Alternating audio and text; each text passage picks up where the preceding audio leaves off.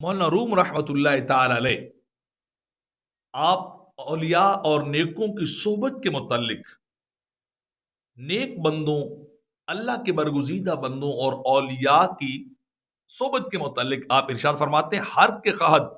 ہم نشینی با خدا او نشینت در حضور اولیاء، کہ جو اللہ کی صحبت چاہتا ہو، جیسے اللہ کہتا ہے کونوا مع الصادقین، نیکوں کے ساتھ ہو جاؤ،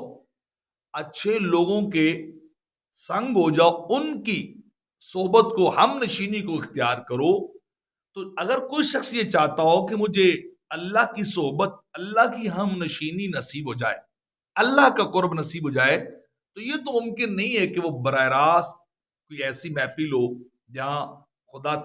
تعالیٰ جو ہے وہ اپنی ذات اور اپنی صفات شان اور کے لائق تشریف فرماؤ، نہیں، بلکہ کیا ہوگا، اسے کسی ذریعے سے اللہ کا قرب حاصل ہوگا۔ جیسے کہ اللہ کا قانون ہے کہ اس نے شریعت، قرآن اور سب کچھ دے کے بھی اپنے رسول معظم صلی اللہ علیہ وسلم کو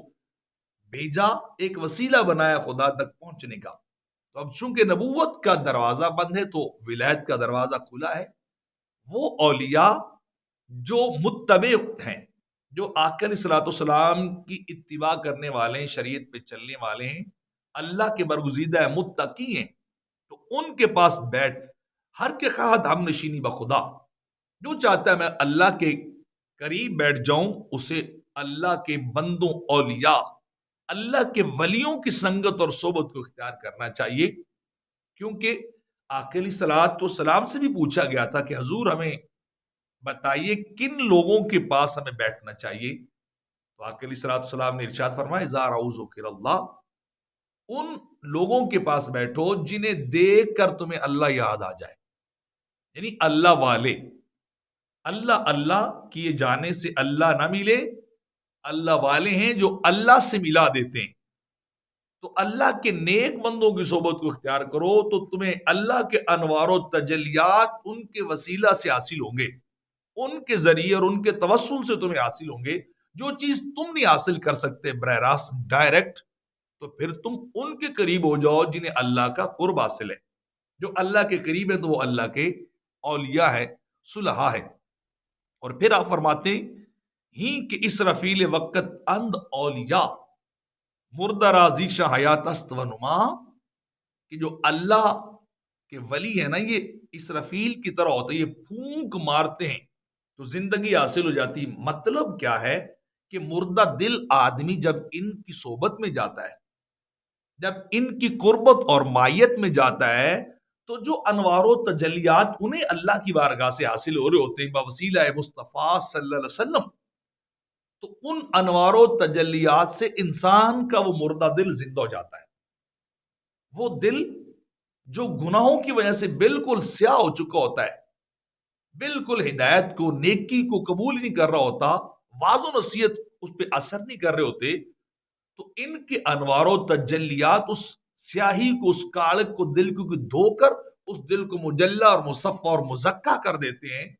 پاک صاف کرتے ہیں، تو وہ دل جو ہے پھر زندہ ہو جاتا ہے،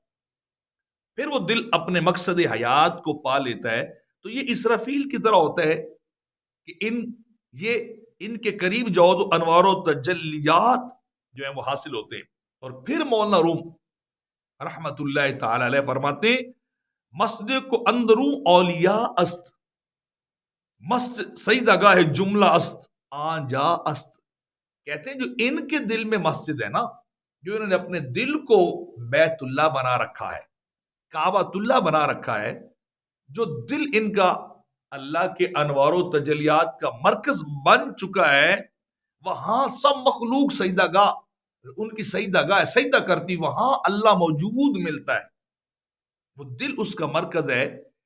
وہ دل اس کا ٹھکانہ ہے۔ تو دل جو ہے یہ اللہ کی قرارگاہ ہے، بندے کے دل میں اللہ کے انوار و تجلیات آتے ہیں، یہاں سے تجھے سب کچھ ملے گا۔ جیسے کسی نے کہا تھا نا کہ یک دل بدست آور حج اکبر است، اگر ایک دل تمہیں حاصل ہو جائے، اس دل کو قابو کر لو تو گھر بیٹھے حج اکبر ہی ہو جاتا ہے۔ وجہ کیا ہے کہ کعبہ اللہ پر، بیت اللہ پہ تو ایک تجلی ہے نا ہمیشہ سے، تو یہاں کل یومن و فی شان کے مصداق ہر روز نئی تجلی بندے کے قلب پہ اتاری جاتی ہے. ہر روز نئی تجلی کا نزول ہوتا ہے. پہلے سے اگلے درجے والی چیز بندے کے دل پہ اتاری جاتی ہے. تو وہ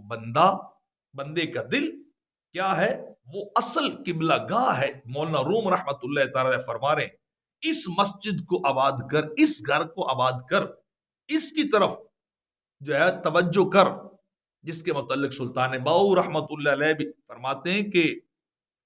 اے تن تیرا رب سچے دا اجرا کدے پا فقیرہ جاتی ہو،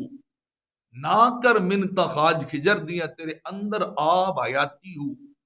شوق دا دیوا باڑا نیرے متا مل جائے چیز گواچی ہو، کوئی دل دا محرم راز ملے جڑا گجی رمز پچھاتی ہو.